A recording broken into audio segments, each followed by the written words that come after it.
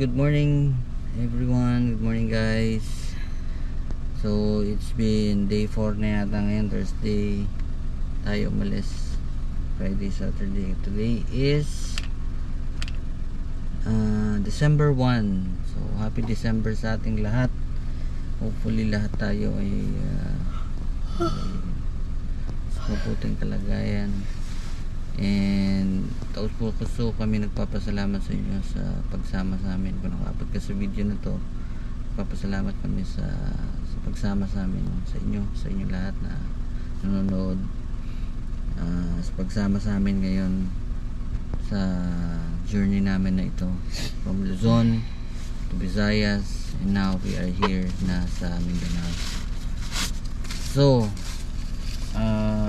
it's 5:21 in the morning and biyahe na tayo uli towards our final destination.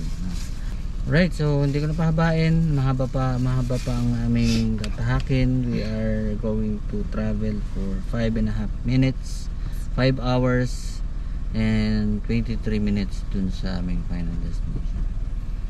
So again, maraming salamat with my partner MJ and Soda na natutulog sa likod. Maraming pong salamat. Magandang umaga po.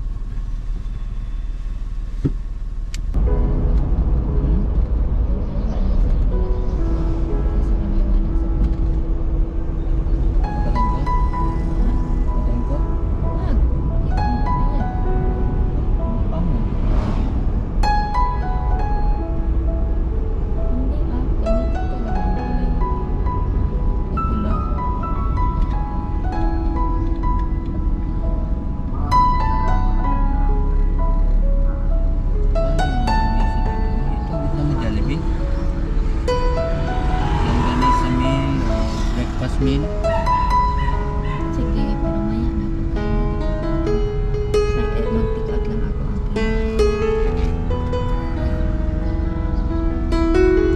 Anong pakainin mo?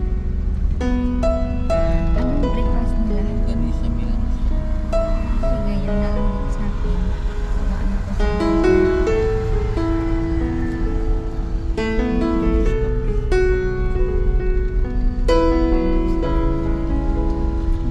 ano, yan lang option na yun.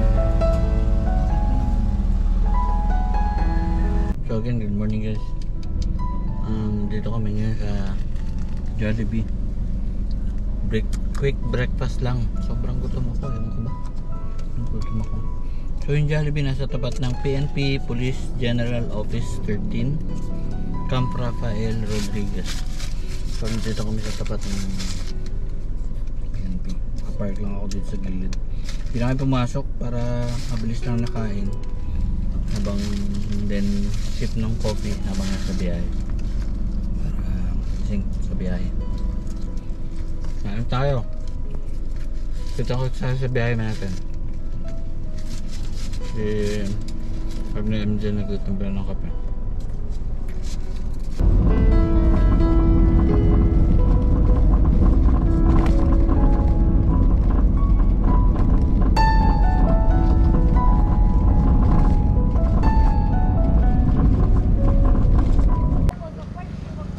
Right, so good morning sa inyo.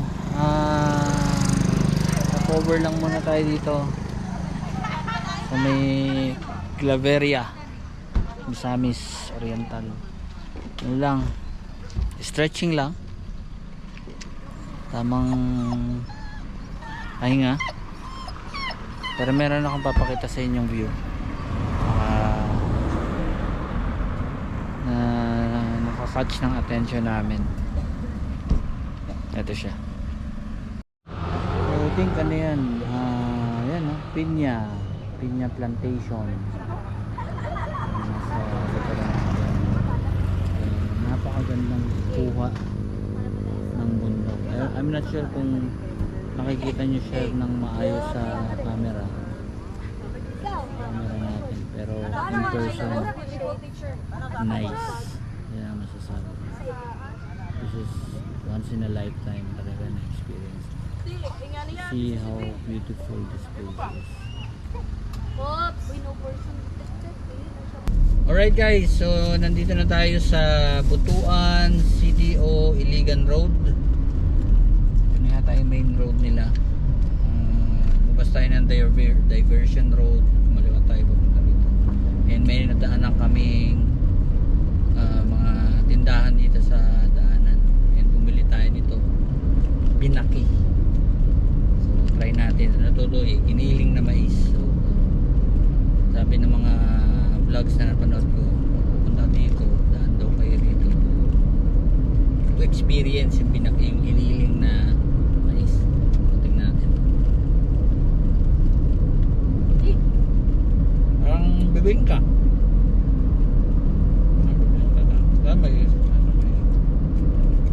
Naramdaman mo yung crunch niya. Of course, bumili lang kami ng mais. Tingnan natin yung mais ng Mindanao versus sa mais ng Cavite.